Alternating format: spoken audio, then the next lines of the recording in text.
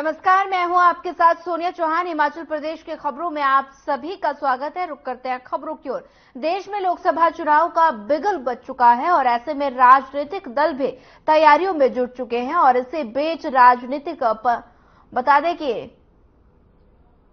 पंडितों की नजर हिमाचल की ओर है और इसी बीच शिमला में प्रेस वार्ता के दौरान जयराम ठाकुर ने 6 कांग्रेस नेताओं के बागी होने को लेकर कांग्रेस सरकार को निशाने पर लिया।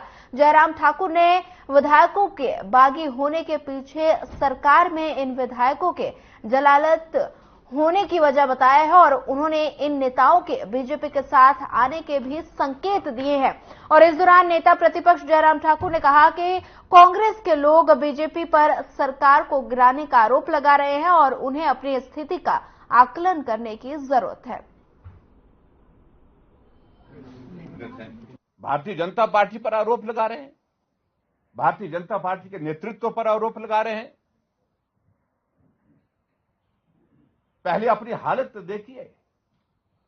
ये विधायक 6 विधायक आपके कांग्रेस के इलेक्शन एजेंट को वोट दिखा करके चले गए और भारतीय जनता पार्टी को वोट देकर के गए। इसलिए गए क्योंकि बार बार उनने जलालत सहन की, बार बार उनने आग्रह किया, बार बार उनने बात की, नहीं सुनी गई, नहीं मानी गई। और इसके बाद उनका कहना है कि इसके बाद हमारे पास इसके अलावा कोई और रास्ता नहीं था।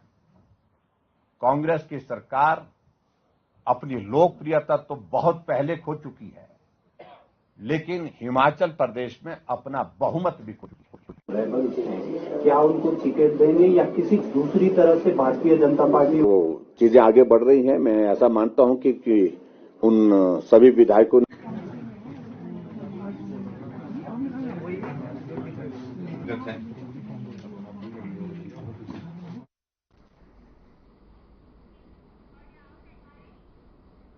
प्रदेश में लोकसभा चुनाव की तैयारी जोरों पर है और ऐसे में जब राजनीतिक दल चुनाव में प्रत्याशियों के नाम तय कर रहे हैं तो इसी बीच कांग्रेस प्रदेश अध्यक्ष प्रतिमा सिंह ने चुनाव लड़ने से साफ इनकार कर दिया और इसके पीछे उन्होंने प्रदेश में पार्टी कार्यकर्ताओं में बड़ी निराशा होना मुख्य वजह बताई है। और इस दौरान प्रतिभा सिंह ने कहा कि प्रदेश में पार्टी की स्थिति मजबूत नहीं है और केवल पार्टी फंड के भरोसे चुनाव नहीं जीता जा सकता।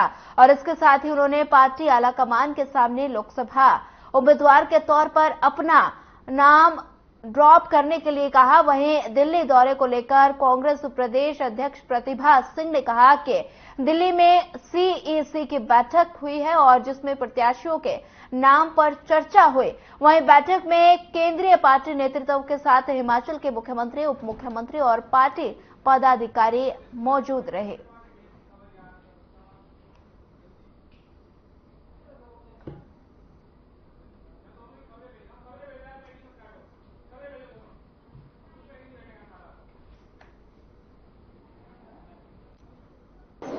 डिस्कस हुआ था जिसमें माननीय मुख्यमंत्री जी भी उपस्थित थे, उप मुख्यमंत्री भी थे और जो हमारे प्रभारी है उनके साथ बैठक हुई। उन्होंने कुछ नाम जो हमने शॉर्ट लिस्ट करके दिए थे उसमें उन्होंने कहा आप वो नाम भेज दें और हम फिर उस पर मंथन करेंगे, सोच करेंगे, सर्वे करवाएंगे, जिसका बेस्ट होगा उस। देखिए हम मेहनत तो कर रहे हैं, फील्ड में हम लोग हैं और सभी जो कार्यकर्ता हैं उनको भी ये आभास हो चुका है कि अब हमारे को इन चुनाव का सामना भी करना पड़ेगा। तो हम कोशिश करेंगे कि उनकी छोटी मोटी नाराजगी दूर करें, उनको तैयार करें ताकि वो फील्ड में जाकर काम करें।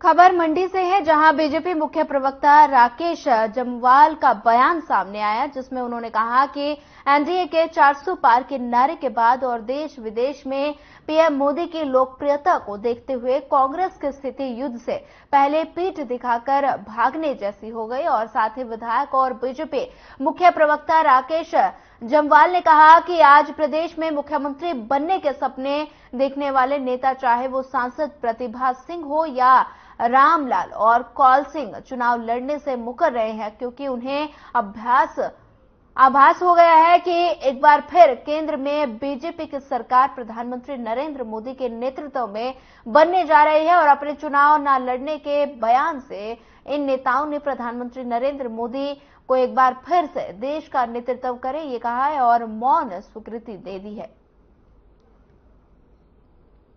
देश के नहीं तो कांग्रेस आज डूबता हुआ जहाज है, जहां कांग्रेस को छोड़कर लोग दूसरे दलों में जा रहे हैं, वहीं कांग्रेस पार्टी से कोई भी व्यक्ति आज लोकसभा चुनाव लड़ने के लिए तैयार नहीं है।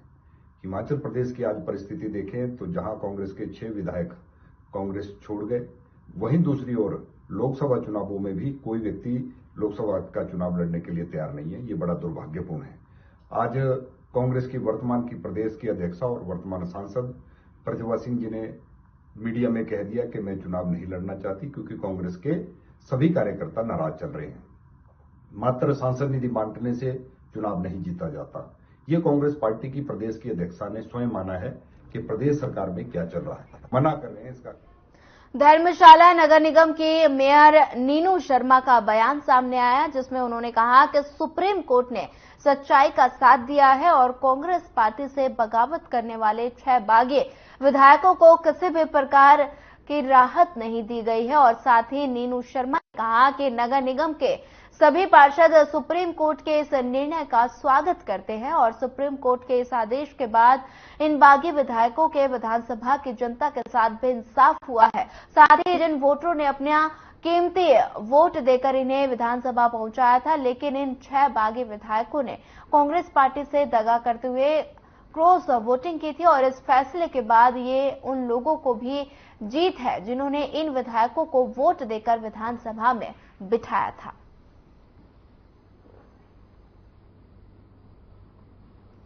जो हमारे 6 बागी विधायक थे, उन्होंने अपनी सदस्यता रद्द होने पर अपने स्टे के लिए अप्लाई किया था और उसमें आज सुप्रीम कोर्ट में उनकी सुनवाई होनी थी। उस पे जो सुप्रीम कोर्ट ने अपना कमेंट दिया है उसका हम स्वागत करते हैं और साथ ही बताना चाहूंगी कि कहीं ना कहीं ये जो 6 विधायक थे, उनकी जो विधानसभा की जनता है उनके साथ कहीं ना कहीं ये इंसाफ हुआ है।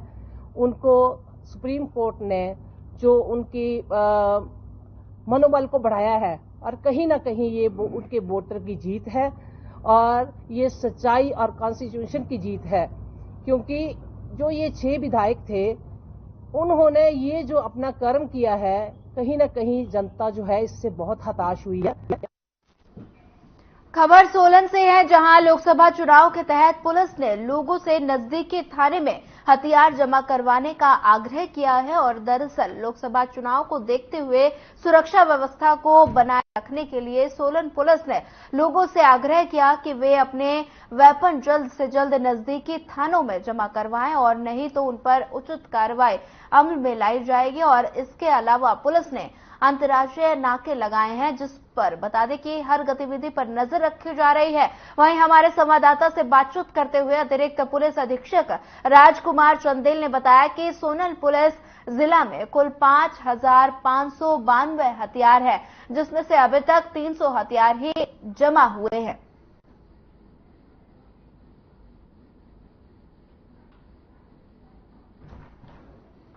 जैसा कि आपको पता है कि एमसीसी लागू हो चुकी है और डीएम सोलन ने इस बारे में नोटिफिकेशन जारी कर दी है। हमारे सोलन जिला में कुल 5592 वेपन है और आजकल वेपन डिपोजिशंस का काम चला हुआ है। सभी लोगों से अपील है कि वो अपने नज़दीकी पुलिस स्टेशन में जाके अपने अपने वेपन जमा करवा दें। अभी तक टोटल 300 वेपन जो है विभिन्न थानों में जमा हो चुके हैं। इसके अलावा पुलिस इंटरस्टेट नाकाज लगा चुकी है। हर आने जाने वाले और हर नोटोरियस एलिमेंट पे पुलिस की निगाह है। 7 स्पॉट पे पुलिस इंटरस्टेट नाका जो है लगाए हुए हैं। इसके अलावा पैरामिलिट्री फोर्स पुलिस की 2 टुकड़ियां अवेलेबल भी हैं।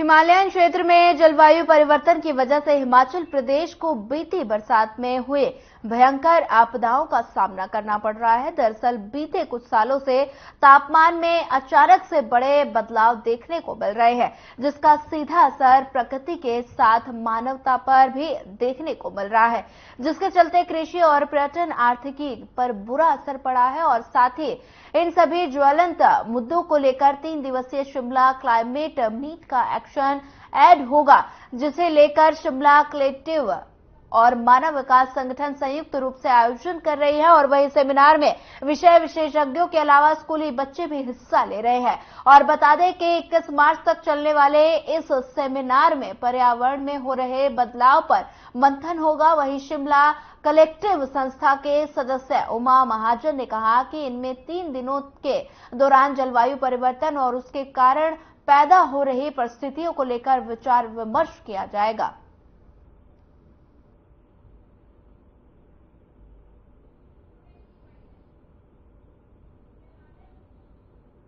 कि आप लोगों को पता ही है कि पिछले साल हमने अगस्त में और सितंबर में बहुत ही बारिश का एक्सपीरियंस किया था, तो इसकी वजह से बहुत सारा नुकसान तो हुआ ही है। लेकिन उस वक्त भी जो लोगों का कहना था वो यही था कि शुक्र है कि हम बच गए। दे डिडंट थिंक कि why these all things are happening, और क्यों हो रही है। तो हमने इस बारे में हमें जागरूक होना चाहिए कि हमेशा अपने बारे में ना सोचे, कभी औरों के बारे में भी सोचे, चाहे वो जानवर है, चाहे वो एनवायरनमेंट है, चाहे वो कोई और लोग हों। क्योंकि जो भी है, मतलब हम सब एक ही समाज में रहते हैं, हम सब एक ही उसमें रहते हैं, तो इसलिए सबको एक साथ चलने की वो होनी चाहिए। और अगर हम देखें तो एनवायरनमेंट है जो वो डिग्रेड होता जा रहा है। डेमोक्रेटिक प्लेटफॉर्म है शिमला के सिटीजन्स का, जिसमें और हम एक्शन एड के सौजन्य के साथ एक क्लाइमेट मीट, जिसमें आप अभी निमंत्रित हो, का उद्घाटन आज हुआ है। इसमें हमारी चर्चा क्लाइमेट के ऊपर रहेगी, क्लाइमेट क्राइसिस के, और खासकर जो आपदा के बाद क्लाइमेट के कंसर्न्स उभर के आए हैं उन पे रहेगी। इस मीट में 4 हिमालय पर्वतीय क्षेत्र के राज्यों के सदस्य आए हैं। थोड़ा देना सेंटर में। Ayan Singh Bisht, saint Edward school. फिलहाल इस बुलेटिन में इतना ही। ज्यादा खबरों के लिए बने रहिए हमारे साथ। नमस्कार।